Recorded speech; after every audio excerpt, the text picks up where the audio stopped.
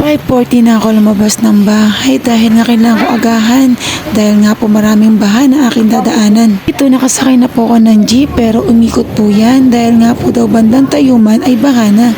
Sumakay na ako dito ng LRT dahil wala nga pong dumadaan ng mga sasakyan.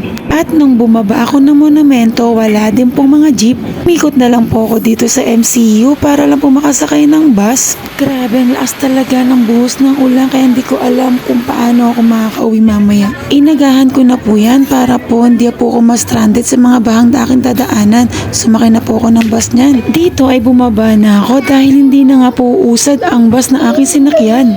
Late na rin naman ako dyan dahil anong oras na nandito pa rin ako. Pero sana naman maintindihan tayo ng boss natin and stranded lang tayo kaya tayo na late. Yung iba kong mga kasama dyan stranded na din, di na nakapasok ng mga trabaho nila. At patuloy pa rin na tumataas ang baha. Tignan mo hanggang leeg na nga daw po yan. Syempre hindi naman ako lalangoy dyan. No? Hindi naman pwede tayong pumasok ng basa na walang pamalit. At least nagtry pa rin ako ng gusto kong pumasok. Yun nga lang na stranded. Tapos na sinakyan ko, nandyan lang din sa tapat ko, stranded din. Dito 11:30 na kaya tinignan ko kung pwede bang makabalik. Pero ito ang nakita ko, nagtutumpukan sila. Gutom na din po ako dyan pero hindi ko po nararamdaman dahil gustong gusto ko na nga pong umuwi. Kasi hindi na makakabalik kaya stranded na po kami dito.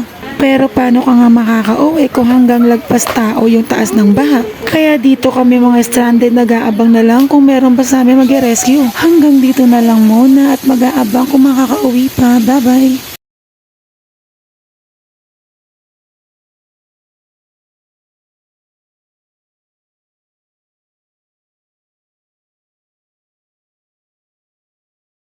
Tignan natin kung anong oras ako makakauwi. Bye-bye!